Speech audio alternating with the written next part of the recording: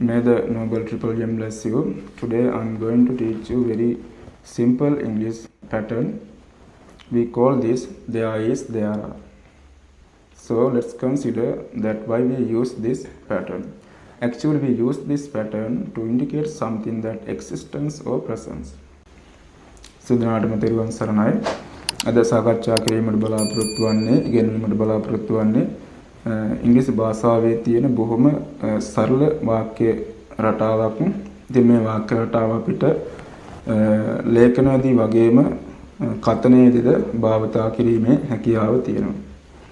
එතකොට අපි සිංහල භාෂාවෙන් යමක් තියෙනවා සහ කෙනෙක් ඉන්නවා කියන මෙන්න මේ අදහස් ප්‍රකාශ කිරීම සඳහා ඉංග්‍රීසි භාෂාවේදී අපි උදාගන්නේ there is සහ there are කියන මෙන්න මේ වාක්‍ය රටාවන් දෙක.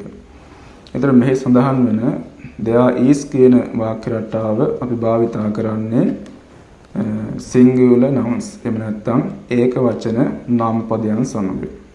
ඒ වගේම there are කියන වාක්‍ය රටාව අපි භාවිතා කරන්නේ බහු වචන නාම පදයන් සමග. ඉතින් අපි උදාහරණ කිහිපයක් බලමු. මේ there is කියන වාක්‍ය රටාවෙන් අපිට කියන්න පුළුවන් there is a child in the playground. ක්‍රීඩා පිටණිය තුල ළමෙක් ඉන්නවා. ඒ වගේම අපිට කියන්න පුළුවන් මේසය මත පොතක් තියෙනවා. There is a book on the table. ඒ වගේම මේසය මත පරිගණකයක් තියෙනවා. There is a computer on the table. මෙන්න මේ විදිහට අපිට ඒක වචන නාම පදයන් සමග මේ there is කියන වාක්‍ය රටාව භාවිතා කරලා දෙයක් තියෙනවා කෙනෙක් ඉන්නවා කියන මේ අර්ථයන් අපිට ප්‍රකාශ කිරීමේ හැකියාව තියෙනවා. ඒ වගේම තමයි there are කියන මේ වාක්‍ය රටාව අපි භාවිතා කරන්නේ බහුවචන නාම පදයන් සමග. උදාහරණයක් විදිහට ළමයින් සිටිනවා ක්‍රීඩා පිටණිය තුල. අපිට කියන්න පුළුවන් there are children in the playground. There are children in the playground. ඊළඟට තව උදාහරණයක් there are books on the table. There are books on the table. ඒ වගේම මේසය උඩ නැත්නම් මේසය මත computers තියෙනවා. පරිගණක තියෙනවා. There are computers on the table. මෙන්න මේ විදිහට අපිට there are කියන වාක්‍ය රටාව භාවිතා කරලා බහුවචන වාක්‍යයෙන් ප්‍රකාශ කිරීමේ හැකියාව තියෙනවා.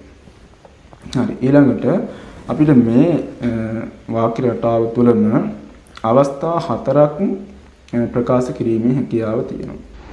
අපි මුලින්ම කතා කරේ ඒ අවස්ථාවන් හතරෙන් පළවෙනි එක ඒ තමයි positive form එක. ඒ වගේම තමයි මේ රටාවෙන්ම අපිට negative form එක ඉදිරිපත් කිරීමේ හැකියාවක් තියෙනවා. ඒ වගේම question form එක ඉදිරිපත් කිරීමේ හැකියාවක් තියෙනවා. ඒ වගේම negative question form එකක් ඇසීමේ හැකියාවක් තියෙනවා. එතකොට අපි බලමු negative form එක කොහොමද භාවිතා කරන්නේ කියලා. ඉතින් මේ negative form එක කියලා කියන්නේ නැත අර්ථය. දැන් අපිට අවශ්‍ය කරනවා ළමයෙක් ක්‍රීඩා පිටණිය තුල නැහැ කියලා කියන්න. එතකොට අපිට පුළුවන් අර there is කියන වාක්‍ය රටාව අරගෙන ඒ is කියන be verb එකට ඉස්සරහින් not කියන යෙදුම දාලා ඒ අදහස ප්‍රකාශ කිරීමට. There is not a child in the playground. ළමයෙක් නැහැ ක්‍රීඩා පිටණිය තුල. ඒ වගේම තව උදාහරණයක් පොතක් නැහැ මේසය උඩ. There is not a book on the table. There is not a book on the table. ඒ වගේම තව උදාහරණයක් there is not a computer on the table. පරිගණකයක් නැහැ මේසය උඩ. මෙන්න මේ විදිහට there is කියන වාක්‍ය රටාව භාවිතා කරලා නැතාර්ථය අපිට ප්‍රකාශ කිරීමේ හැකියාව තියෙනවා. ඒ වගේම තමයි there are කියන වාක්‍ය රටාව භාවිතා කරලත් නැතාර්ථය ප්‍රකාශ කිරීමේ හැකියාව තියෙනවා. උදාහරණ කිහිපයක් බලමු. There are not children in the playground. මෙහිදීත් අපි සිදු කරන්නේ අර ආ කියන verb එකට ඉස්සරහින් not කියන මේ යෙදුම භාවිතා කරන එක. තව උදාහරණයක් බලමු අපි. There are not books on the table. මේසේ මත පොත් නැහැ. ඒ වගේම there are not computers on the table. මේසේ මත පරිගණක නැහැ. මෙන්න මේ විදිහට අපිට නැතාර්ථය ප්‍රකාශ කිරීමේ හැකියාවක් තියෙනවා. එතකොට දැන් අපි මේක question form එකට ආපුවාම අපිට මේ වාක්‍ය රටාවෙන්ම question එකක් එහෙම නැත්නම් ප්‍රශ්නයක් ඇසීමේ හැකියාවක් තියෙනවා. අපි මේකට කියනවා question form කියලා. එතකොට අපිට අවශ්‍ය කරනවා අපි මුලින් අරගත්ත උදාහරණෙම අරගමු. අපිට අවශ්‍ය කරනවා playground එකේ ළමෙක් ඉන්නවාද කියලා අහන්න. එතකොට අපි මෙතනදී සිදු කරන්නේ මේ there is කියන එක අරගෙන එහි තියෙන අර is කියන be verb එක ඉස්සරහට අරගන්න. ඒතර අපි මෙතනදී සැලකිලිමත් වෙන්න ඕන අපිට ප්‍රකාශ කරන්නට අවශ්‍ය නැත්නම් අපිට ප්‍රශ්නයක් වශයෙන් අහන්නට අවශ්‍ය කරන්නේ යම්කිසි එක නාම පදයක් ගැනද එහෙම නැත්නම් යම්කිසි නාම පදයන් කීපයක් ගැනද එහෙම නැත්නම් බහුවචනද නැත්නම් ඒක වචනද කියලා අපි තෝරලා ඉන්නට ඕන. ඊට පස්සේ ඒක වචන නම් අපිට there is කියන වාක්‍ය රටාව අරගෙන ඒ සඳහන් වෙන is කියන be verb එක අපි ඉස්සරහට අරගන්නවා. ඉස්සරහට අරගෙන අපිට අර අනිත් ටික අපිට ප්‍රශ්නයක් විදිහට ඇසීමේ හැකියාව තියෙනවා. එතකොට අපිට අවශ්‍යයි ළමයෙක් ඉන්නවාද playground එකේ නැත්නම් ක්‍රීඩා පිට්ටනියේ. එතකොට අපිට ඒක අහන්න පුළුවන් is there a boy in the playground? Is there a boy in the playground? Right? හරි තවත් උදාහරණයක් බලමු අපි. මේසේ උඩ පොතක් තියෙනවාද?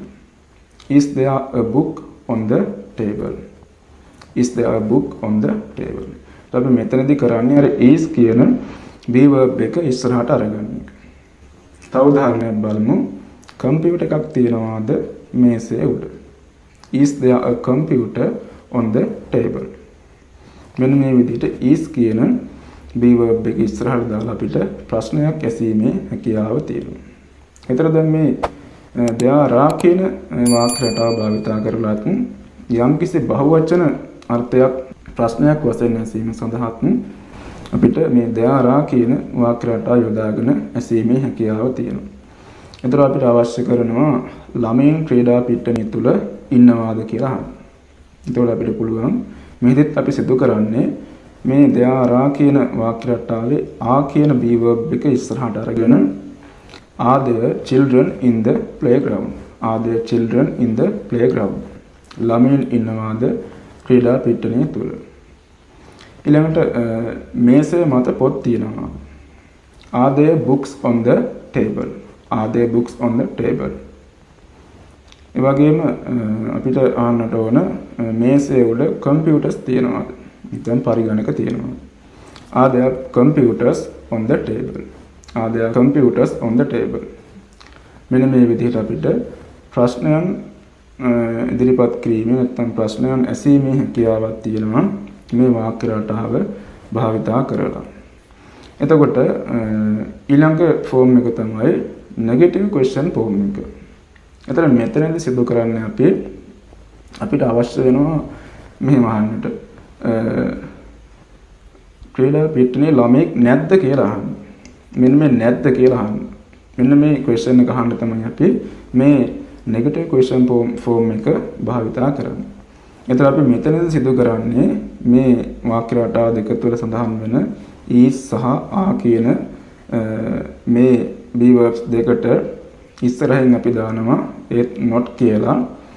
ඒ not කියලා ඒ යෙදුම අපිට ඉස්සරහට අරගන්නට පුළුවන්. is කියන එක අරගත්තොත් එහෙම is කියන එකට ඉස්සරහින් not කියලා දාලා ඒ දෙක එකට සම්බන්ධ කරලා is not isn't කියලා අපිට භාවිතා කිරීමේ හැකියාව තියෙනවා. එතකොට මේ isn't කියන භාවිතය ඉස්සරහට අරගෙන අපිට අවශ්‍යයි අහන්නට ක්‍රීඩා පිට්ටනිය තුල ළමෙක් නැද්ද? එතකොට මෙන්න මේක අපි අහන්නේ අර isn't කියන භාවිතය ඉස්සරහට යොදලා isn't there a child in the playground? Isn't there a child in the playground? right? තව උදාහරණයක් බලමු අපි.